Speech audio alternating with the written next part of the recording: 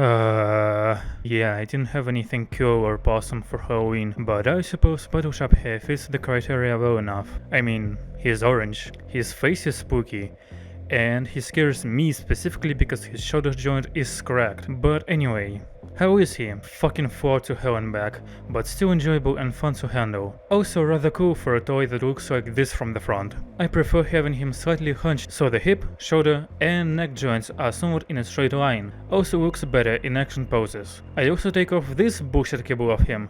So much better. Wish he came with his Gatling gun so I wouldn't have to print him one. Also wish he had a chain for his mace, which sucks by the way. Articulation is pretty average. Pretty mid, no wrists, but he can break his ankles, so that's something. I'd also add how terrible his proportions are. Long as fuck legs, tiny torso, forearms longer than biceps, and yet in action poses they work.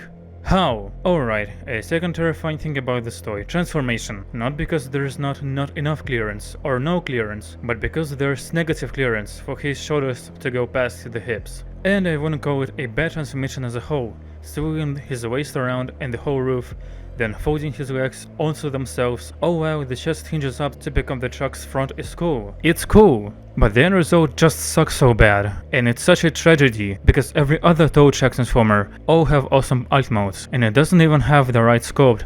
These bits are way too small. The whole back section is just fucking atrocious. I can forgive the feet sticking out, but not all of this. The fists are laughable. I understand a mushroom joint is in the way, and the fists are too big to fit inside, but that doesn't change the result. And that's honestly it for Battletrap. Fun but flawed. I don't know what else to say. Happy Halloween if I'm not too late with this review. Goodbye for now.